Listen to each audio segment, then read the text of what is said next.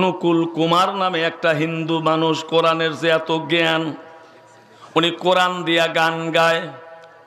তা আমি চিন্তা করে দেখলাম এই লোকটা ইয়ার কি করে না, রহস্য করে, কিছু বুঝি না। গান গাচ্ছে, একদিন গরুর পেটে গরু জন্মে, গাধার পেটে গাধা, হনুমানের পেটে জন্মে হনুমান, মানুষের পেটে চাচা মানুষ হয় না কেন? আমি আবার উত্তর দিছি, জন্ম দিয়া দিতে হবে কোরআন হাদিসের জ্ঞান, নইলে চালায় খাবে ভ্যান।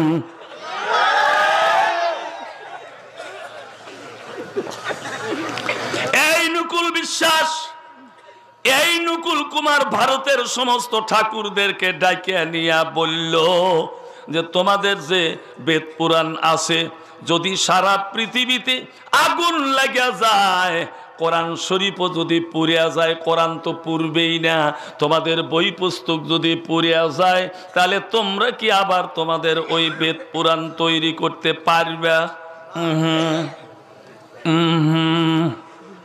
বলে কোরআন তো আগুন লাগবেই না, কোরআনের দিল আছে, কোরআনের আত্মা আছে, কোরআনের রুহ আছে, কোরআন আগুন দিলে পুড়বে না।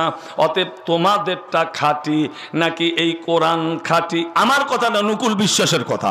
হুজুরে আরো কিছু কথা রয়েছে, হগুনো আপনারা হুনাইম হুজুরে নকুল বিশ্বাস সম্পর্কে কিতা কইছেন ভাইগল। আসলে আমরার মা তো ইয়ে থাকলো যে কুরআন যে খান আল্লাহ পাক রব্বুল আলামিনে নাজিল করছেন, এই কুরআন খান দুনিয়ার মধ্যে আছে ভাইগল। এইখান কুরআন দুনিয়ার থেকে মিটানেওয়ালা কোনো মানুষ নাই ভাইগল। দুনিয়ার থেকে যে কুরআনের মানে লিখা যত কিতাব আছে এগুলা যদিও নাই যায়, শেষ হয়ে যায়, তারপরেও ভাইগল আমরা মুসলমান মাঞ্চর সিনার মধ্যে যারা আল্লাহ পাক রব্বুল আলামিনের এই কুরআনটা হিফজ করছেন, তারার সিনার মধ্যে যে কুরআন খান আছে ভাইগল, এটা বার করিয়া নেওয়া কেউর লাগে সম্ভব নয় ভাইগল। এই যে কুরআনের মানে জ্ঞান যত মানুষের কাছে আছে ভাইগল, এরা যদি ছায় মোটামুটি কয়েক ঘন্টার ভিতরে ভাইগল মোটামুটি কুরআন খান আবার লেখিয়া নতুন হিসাবে কাগজের মাঝে প্রকাশ করতে পারবো ভাইগল। তখন মানে ক্যাপাসিটি আমরা মুসলমানের আছে।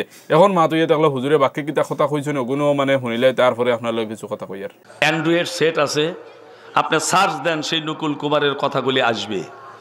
বানা কথা বলা যাবে না, এখন ডিজিটাল যুগ, মানুষ এখন উড়ে বেড়ায়, লব গ্র্যাভিটেশনকে কাজে লাগাইছে, মানুষ মঙ্গল গ্রহে যা বাড়িঘর করতেছে, মানুষ বসে আছে নাকি?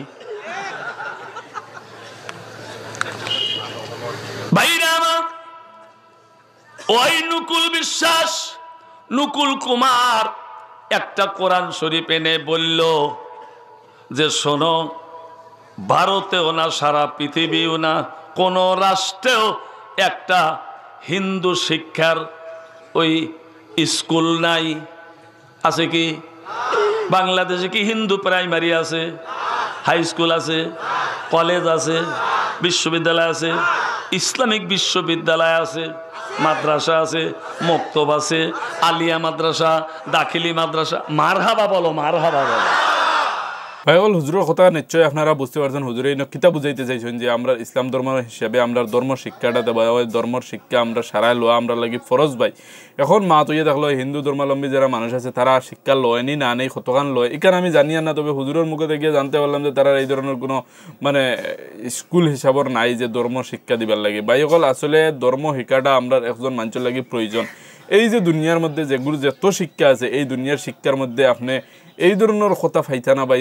মন ধরুন মোটামুটি একটা জিনিস আপনি যদি জানতে চান যে মরার পরে কিতা হইব, বা আমরা দুনিয়ার মধ্যে আইছি, আমরা যাওয়ার সময় আমরা কিভাবে যাওয়া লাগবো ভাইগল, এগুলা কথা কিন্তু কুরআনের মধ্যে আছে। বা যে কোনো ধর্মাবলম্বী যদি আপনি চাইন বা যে কোনো ধর্মর বিশ্বাস করেন, তাহলে আপনি ধর্ম হিসাবে গেলে নিশ্চয়ই এগুলা কথা ভাইবা যে কোনো মানুষের কষ্ট দিতা না, কোনো মানুষের মন ভাঙ্গিয়া কথা কইতা না ভাইগল। এগুলা জিনিস ধর্ম থেকে এখানে মা বাবারে চাওয়া চিতা করা লাগে, মা বাবা খেয়ে এইরকম শিক্ষা যেটা আছে, এটা কিন্তু আপনি কোনো জেনারেল শিক্ষার মধ্যে পাইতা না ভাইগল। এটা শুধুমাত্র আপনি পাইবা আপনার ধর্মীয় কিতাবের মধ্যে ভাইগল। এর লাগি আমরা ধর্মীয় কিতাব যেটা আছে এটারে পড়ার চেষ্টা করতাম।